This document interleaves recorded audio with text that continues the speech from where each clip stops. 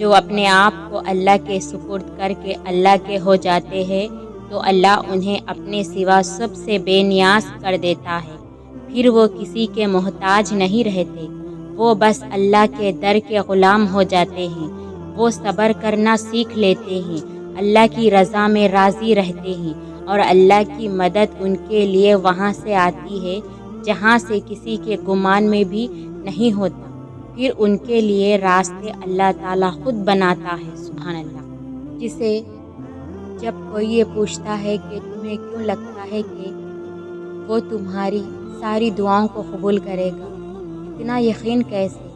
تو مجھے بہت حیرت ہوتی ہے، بھلا میں کیسے اور کیوں نہ کروں اس پر بھروسہ؟ میں اس کے علاوہ بھروسہ کر ہی کس پر سکتی ہوں؟ کسی دوسرے کو تو چھوڑو، میں تو اپنی ذات پر بھی مکمل یقین نہیں کر سکتی۔ میں اپنے لیے بھی ہر بار صحیح فیصلہ نہیں کر سکتی۔ وہ میرا مالک ہے، میرا رب ہے، میرا ساتھی ہے۔ مجھے اگر کوئی اندھیروں سے اجالوں میں لایا تو وہ وہی رب ہے۔ اس کی محبت پاک ہے، صاف ہے، وہ دغا نہیں دیتا، وہ تنہا نہیں چھوڑتا، میری صداؤں کو سنتا ہے۔ تو پھر کیسے نہ کروں میں اس پر بھروسہ؟ میں جانتی ہوں وہ صحیح وقت پر میری ہر دعا پر کن کہہ دے گا۔ وہ میرا رب ہے، وہ میرا سب ہے۔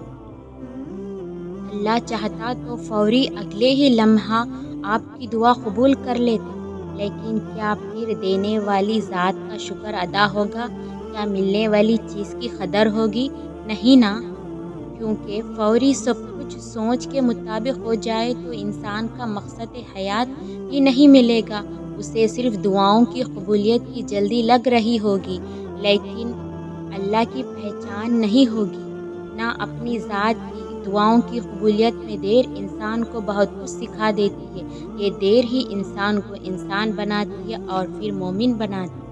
اللہ کے منصوبے ہمارے گمان سے باہر ہے۔ آپ سوچ بھی نہیں سکتے کہ آپ کا رب کیا کچھ کر سکتا ہے۔ وہ ایک لمحہ میں آپ کی زندگی کے صفحات آپ کی حمایت میں پلٹ سکتا ہے۔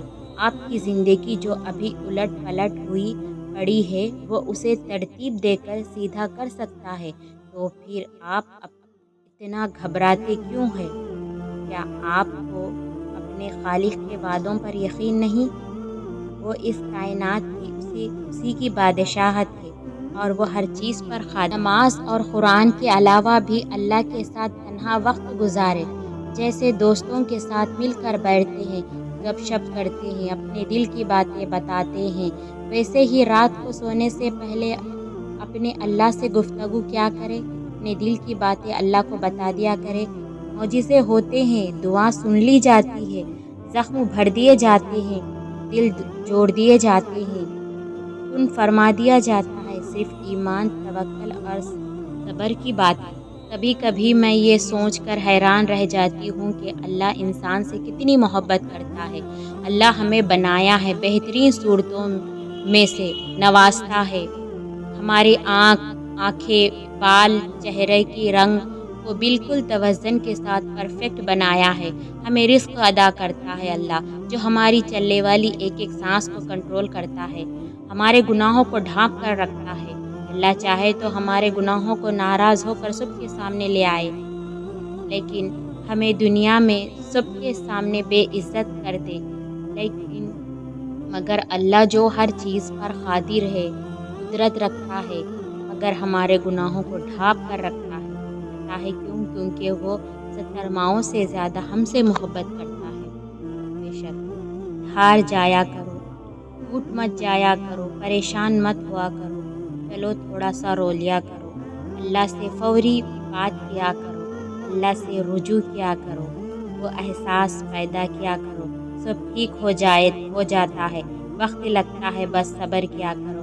اور سجدے میں اللہ بہت پیار کرتا ہے ہم سے۔ بے شک قرآن ایک ایسا ساتھی ہے جو سکون کے خزانے دیتا ہے، عزت انسان کا مقدر بن جاتی ہے، انسان سے ایسے گناہ چھڑوا دیتا ہے جو اس کے لیے چھوڑنا بہت مشکل ہوتا ہے۔ دل نرم ہو جاتا ہے کہ حق بات قبول کرنے والے دل مل جاتا ہے۔ انسان کے اعمال، افکار سب لفظ اللہ سے شروع ہوتے ہیں اور لفظ اللہ پر ہی آخر ہونے لگتے ہیں۔ صرف یہاں تک ہی نہیں، انسان کو ماضی کا متضاد بنا دیتا ہے۔ خوبصورت کہانیاں حقیقت یوں ہی نہیں بن جاتی، ان میں صبر، توکل اور بے مثال دعائیں ہوتی ہیں۔ آسمانوں سے نزول معجزوں کا ہوتا ہے۔ جب ہر تکلیف غم دل مٹا دی جاتی ہے، مان لو جان لو سر تسلیم خم کر لو اس پر، کہ مانگی جو دعا جائے تہجد میں اگر قبولیت کے تحفے سنگ اپنے ضرور لاتی ہے۔ بے شک پیدا کرنے والے رب کوئی خوبصورت سبب بنا کر ہمارے ان تمام راہوں کو ہموار کر دے جن کے لیے ہمارے دل پریشان ہیں۔ آمین یا رب۔